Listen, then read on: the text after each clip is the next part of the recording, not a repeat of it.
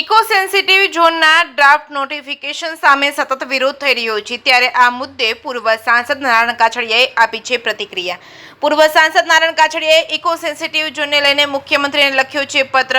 Eco sensitive ઝોનને લઈને ખેડૂતોને ભારે નુકસાની થવાની નારાયણ કાછડિયાએ આશંકા વ્યક્ત કરી છે। ઇકો સેન્સિટિવ ઝોનમાં અમરેલી જિલ્લાના કુલ 72 ગામો છે, જેમાં ધારી તાલુકાના 29, ખાંભા તાલુકાના 36, સાવરકુંડલા તાલુકાના 7 ગામોનો સમાવેશ થયો છે।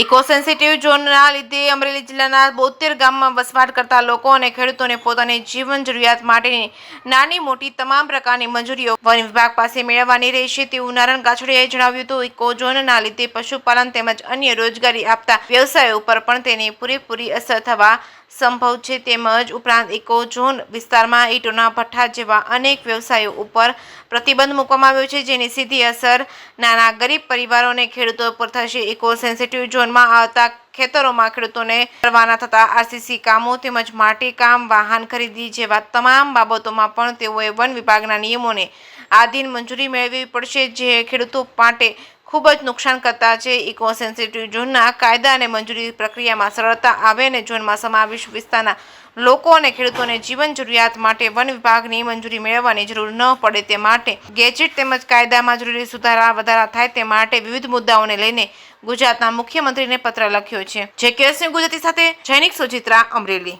સાહેબ, આજે ખેડૂત છે, મજૂર વર્ગ છે, નેસડામાં રહેતા માલધારીઓ છે, આવા બધા જ ઘણા બધા લોકો જે જોડાયેલા છે, એમને પણ આવનારા સમયમાં મુશ્કેલીઓ પડવાની છે। અને બીજું તમને હું એમ કહું ને કે 1.5 કિલોમીટરનો જે ઇકો સેન્સિટિવ ઝોન અત્યારે નક્કી કરેલો છે, એમાં જે 5-6 કિલોમીટરનો સ્થાનિક અધિકારીઓ દ્વારા બીટગાળ હોય કે તાલુકા લેવલના અધિકારીઓ હોય, એ ગામડાનો કોઈ પણ ખેડૂત હોય કે માલધારી હોય કે નેરડામાં રહેનારો કોઈ પણ માણસ હોય, એને ક્યાંય ખબર નથી હોતી। એને તો અધિકારીઓ જે કે એ જ થાય। આજે તમને કહું, 7 વાગ્યા પછી એ જંગલની અંદર જે ગેટ છે, ગેટ ઉપર માણસ ઉભો રહી જાય એટલે એને અંદર હોય તો અંદર ને બહાર હોય તો બહાર, એને આવવા જવા માટેનું જરા પણ બાંધછોડ થતી નથી। તો ખેડૂત 7 વાગ્યા પછી એને ખેતર જવું હોય તો એને પાસ કઢાવવો પડશે। તો આવા પાસ કઢાવવા, એ પાસ સિસ્ટમ તો કેટલી વ્યાજબી ગણાય। આ ખરેખર આમાં ઘણા ખરા સુધારા મેં તમને કીધું ને કે ભાઈ સ્થાનિક ગ્રામ્ય લેવલે દરેક નાના મોટા ખેડૂત હોય, મજદૂર હોય, નેસડાનો માણસ હોય, દરેકને સાથે બેસાડી અને આનો રસ્તો ગામડા લેવલે જ નીકળવાનો છે, ગ્રામ્ય સિવાય નીકળવાનો નથી।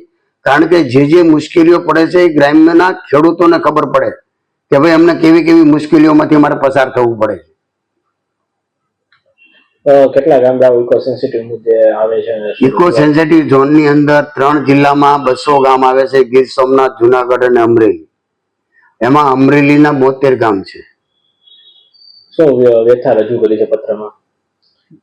પત્રોમાં મેં અગાઉ આપને કીધું એમ દરેક પ્રકારની વ્યથા રજૂ કરી છે કે ખેડૂતોને જે પડવાની મુશ્કેલીના જે ભયસ્થાન છે એ પણ મેં રજૂઆત કરેલી છે।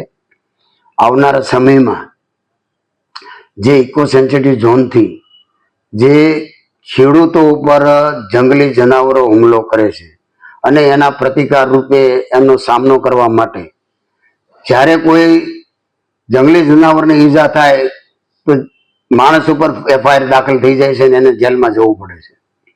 અને માણસને મારી નાખે તો ખાલી વળતરના રૂપિયા અને વળતર આપી અને એ કેસને રફે દફે પૂરો કરવામાં આવે છે। તો માણસ ઘરનો મોભી હોય, આખો પરિવાર જેના આધાર ઉપર ચાલતો હોય, એ માણસની ઉપર સિંહ કે દીપડો હુમલો કરે અને એનું મૃત્યુ થાય તો એનો પરિવાર આખો નોંધારો થઈ જાય। કોઈના પરિવારનો એકનો એક દીકરો હોય, એની ઉપર સિંહ કે દીપડો હુમલો કરે તો એ પરિવાર પણ નોંધારો થઈ જાય। તો માણસને પૈસાથી ક્યારે એનો તોલ ન કરાય। માણસની ઉપર હુમલો કરાય, કોઈ પણ જનાવર હુમલો કરે તો એનો પ્રતિકાર કરવા માટેનો એને સંપૂર્ણ અધિકાર હોવો જોઈએ। કલમ 93, 103 ને 104 ની છે, માણસને પોતાનો સ્વબચાવ કરવા માટેનો અધિકાર કાનૂની અધિકાર છે। તો આ કાનૂની અધિકાર માણસમાં હોવો જોઈએ।